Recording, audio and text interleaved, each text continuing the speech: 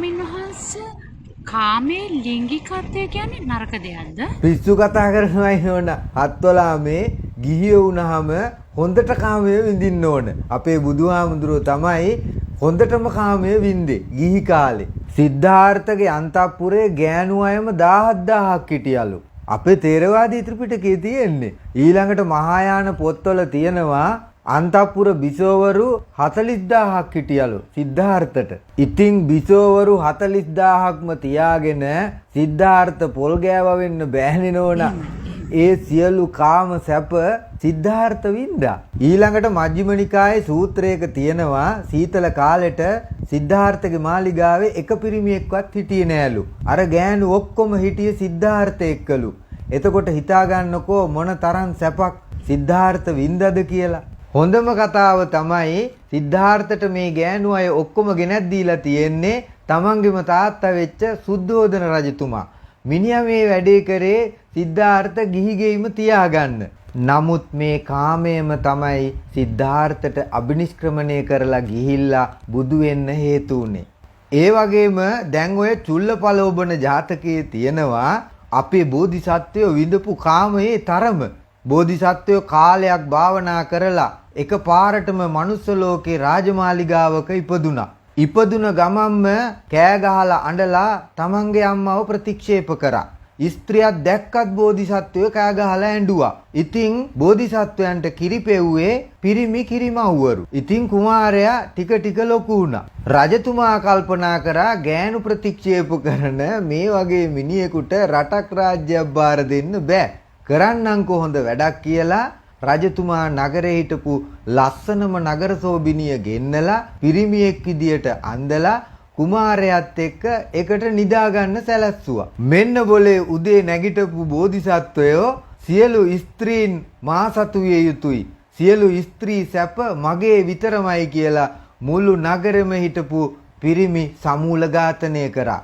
මුළු නගරෙම හිටපු පිරිමි සමූල ඝාතනය කරලා ඒ නගරේ හිටපු සේරම කාන්තාවොත් එක්ක යහංගත වුණා.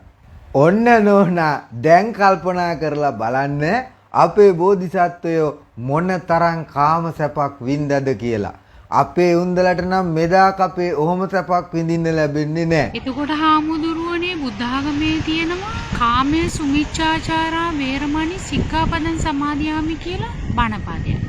එතකොට ඒකේ කියන විදියට කාමයේ වරදවා හැසිරීම තහනම්ද ඒක වරදක්ද කොහොමද චුට්ටක් පැහැදිලි කරනවා. මෙහෙමයි නෝනා. දැන් අපි බුද්ධ කාලයට ගියොත් එහෙම ගණිකා වෘත්තිය නීතිගත කරලා තිබුණේ. අම්බපාලි අඩකාසි වගේ බලගත්තු ධනවත් ගණිකාවෝ බුදුහාමුදුරුවෝ සමගත් හිතවත්ව ළඟින් ඇසුරු කරා. අහලා ඇතිනේ එකපාරක් රජවරුන්ගේ දාණය ප්‍රතික්ෂේප කරපු අපේ බුදුහාමුදුරුවෝ ගණිකාවකගේ දාණය බාරගත්තු කතාවක්. බුදුහාමුදුරුවෝ කොහෙවත් පිකටින් කරන්න ගියේ නෑ ගණිකා වෘත්තිය නවත්තපියව් කියලා. ත්‍රිපිටකයේ කිසිම තැනක කාමයේ සුමිච්ඡාචාරා යටතට ගණිකා වෘත්තිය දාලා නෑ. ඒ වගේම නොකල යුතු රැකියා ගැන කියනකොටත් එතෙන්ටත් ගණිකා වෘත්තිය දාලා නෑ. ඉතින් හිතා ගන්නකො නෝනා අපේ බුදුන් කොච්චර රැඩිකල්ද මොඩර්න්ද කියලා. බුදුහාමුදුරුවෝ දැනන් හිටියා මේවා මූලික මිනිස් අවශ්‍යතා කියලා. එතකොට මේ කාමයේ සුමිච්ඡාචාරා කාමයේ වරදවා හැසිරෙනවා කියන්නේ මොකද්ද?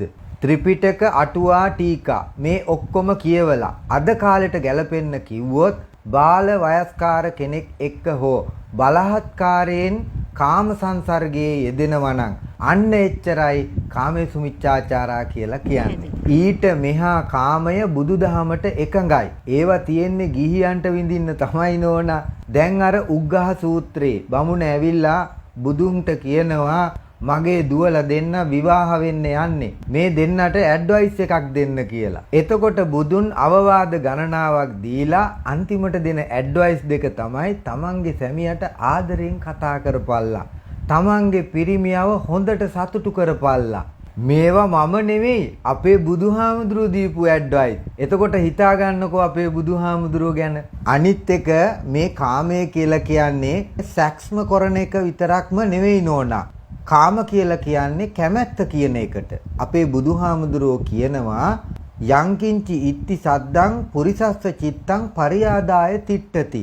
පිරිමි ආස ගෑනුන්ගේ සද්දෙටලු. ඒ වගේම ගෑනුන්ගේ රූපයට, සුවඳට, ස්පර්ශයටලු පිරිමි කැමති. ඒ වගේම බුදුහාමුදුරුවෝ කියනවා යංකින්චි පුරිසස්ස සද්දං ඉත්තිස්ස චිත්තං පරියාදාය තිට්ඨති. ගෑනු ආස පිරිමින්ගේ සද්දෙටලු. ඒ වගේම පිරිමින්ගේ රූපයට, සුවඳට, ස්පර්ශයටලු ගෑනු කැමති. ඊට පස්සේ ඉත්තිබන්ධ පුරිසබන්ධ කුමරිකෝවාද සූත්‍රවල බුදුහාමුදුරුවෝ කියනවා ඔය මොනවා තිබ්බත් ගෑනු ආසම පිරිමින්ගේ ස්පර්ශයට කියලා. ඒ වගේම ඕකේ අනිත් පැත්තක් තියෙනවා. ඔය මොන මගුල් තිබ්බත් පිරිමි ආසම ගෑනුන්ගේ ස්පර්ශයට කියලා. මේවා මේ අපේ බුදුහාමුදුරන්ගේම බණ හොඳේ. මේවා මේ තේරවාදී සූත්‍ර. මේ කාමය, ලිංගිකත්වය ගැන විවෘතවම කතා කරපු එකම ශාස්ත්‍රූවරයා අපේ බුදුහාමුදුරුවෝ. ඒ වගේම ඔය කාමය විඳ විඳ ඉන්න ගමන් රහත් වෙච්ච ඇමතියෙක් ගැන ධම්මපදට්ට කතාවේ තියෙනවා. සාන්තති ඇමතිය. මිනිහා නාහෙට අහන්නේ නැති මහා නසරාණි බේබදු ඇමතියෙක්. හාමුදුරුවරුන්ටත් කෝචොක් කරාලු. මිනිහා දවසක් ලොකු යුද්ධයක් දිනලා ආවා. කොසල් රජතුමා තුටු පඳුරක් විදිහට සාන්තති ඇමතියට දවස් 7කට රජකම දුන්නා. සාන්තතිය කල්පනා කරා මේ දවස් 7 උපරිම සැපක් ගන්න ඕන කියලා. අන්තපුරයට ගියා. දවස් 7 පුරාවටම කාලා බීලා ඔය ඔක්කොම කරලා ඒ ගෑනු එක්ක උපරිම සැපක් ගත්තා. 7 වෙනි දවසේ ඒ අන්තපුරේ හිටපු ලස්සනම බිසවක් එක්ක නටනටා ඉන්නකොට මේ බිසව මැරිලා එතනම ඇදගෙන වැටුණා. මෙන්න બોලේ සාන්තතියා රහත් වුණා. ඉතින් සමහර බටහිර විද්වතුන් කියන්නේ සාන්තති ඇමතියා රහත් වෙනකොට සමහර විට වෙරි හිඳිලත් නැතුව ඉන්නේ ඇති කියලා. කෙනෙක් නිවන් දකිනවා නම් ආස්වාද ආදීනව නිස්සරණ මේක තමයි පඩිපෙළ තුන. ආස්වාදයක් නැතුව නිවන් දකින්නව බොරු. Hindu ආගමෙත් කියනවා අර්ථ ධර්ම කාම මෝක්ෂ. මේ කාමයෙන් තොරව මෝක්ෂයට යන්න බෑ. මේ කාමයේ හරි හැටි තේරුම් ගත්ත අවබෝධ කරගත්ත මිනිසයා තමයි මෝක්ෂයටපත් වෙන්නේ. ඕකම තමයි අර තන්ත්‍රයාන බුද්ධාගමෙත් කියලා තියෙන්නේ. කාමයේ කාමයෙන්මයි නසන්න ඕන කියලා. අපේ කකුලේ කටුවක් ඇනුනොත් තවත් කටුවකින්මයි ඒක අරන් දාන්න ඕන. අමුතුවෙන් තන්ත්‍රයානට යන්න දෙයක් නැහැ. ඕක අපේ තේරවාදයේ තියෙනවා. අංගුත්තර නිකායේ චතුක්ක නිපාතේ බුදුහාමුදුරුවෝ කියනවා තණ්හං නිස්සාය තණ්හා පහතබ්බා කියලා. මේ කාම තණ්හාව කියන එක කාම තණ්හාව ඇසුරෙන්ම නැසිය යුතුයි.